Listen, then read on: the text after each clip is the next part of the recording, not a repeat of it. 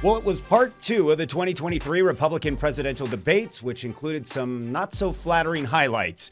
Hello, I'm Steve Inman, and welcome back to Resist the Mainstream, reporting the news that the mainstream won't. Don't forget to subscribe, like, and of course, hit that notification bell to stay up to date with our latest videos. Well, there was plenty of awkward. No one up here is going to call you Donald Trump anymore. We're going to call you Donald Duck. Strange. My wife isn't a member of the teachers union, but I got to admit I've been sleeping with a teacher for 38 years. And train wreck moments. Here's a fact. Here's a fact, though. You wanted a gas tax increase, and then you wanted at the end of the day. Fox News thinking that America was going to tune in to take these debates seriously was a sad mistake. People more than likely tuned in because it was more like a sketch out of SNL, when SNL was actually funny. And what you've got, I honestly, every time I hear you, I feel a little bit dumber for what you say. Being the Republican Party, you would think they would be talking more about the transgender ideology war taking place or crime continuing to skyrocket. Vivek Ramaswamy, the only Republican candidate on stage to actually speak about transgender ideology being shared in our children's schools. I have to be very clear about this. Transgenderism, especially in kids, is a mental health disorder. We have to acknowledge the truth of that for what it is.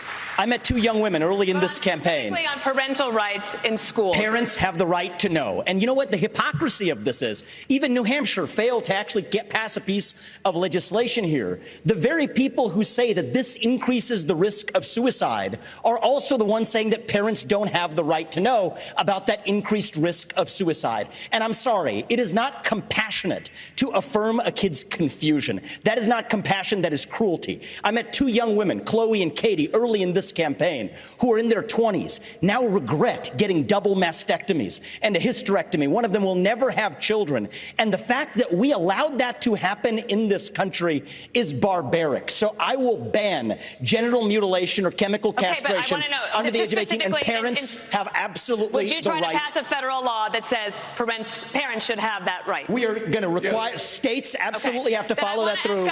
We stand for parental rights. Yes.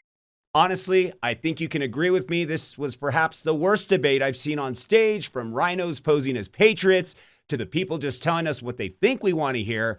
As President of the United States, what I will do is to make sure that every innovator in this country gets the government the hell off its back and out of its pocket so that it can innovate and bring great new inventions to our country that will make everybody's lives better. They don't care about the fentanyl deaths. They don't care about the communities being overrun because of this border. They don't care about the Mexican drug cartels. So as Commander-in-Chief, I will defend this country's sovereignty. Honestly, this was perhaps the worst debate I've seen on stage, from rhinos posing as patriots to the people just telling us what they think we want to hear.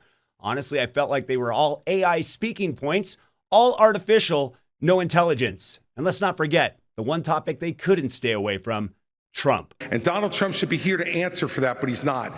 And I want to look in that camera right now and tell you, Donald, I know you're watching. You can't help yourself. I know you're watching, okay? And you're not here tonight, not because of polls and not because of your indictments. You're not here tonight because you're afraid of being on the stage and defending your record. You're ducking these things. And let me tell you what's going to happen. You keep doing that, no one up here is going to call you Donald Trump anymore. We're going to call you Donald Duck.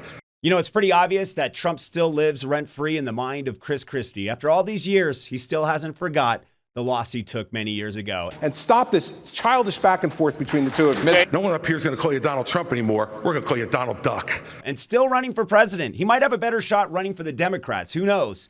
But letting Donald Trump stay in his mind rent-free is very socialist of him. What do you think? Did you even watch the debates? And if you didn't, tell us what you did instead below. Until next time, I'm Steve Inman with Resist the Mainstream, reporting the news that the mainstream won't. Don't forget to subscribe, like, and of course, hit that notification bell to stay up to date with our latest reports.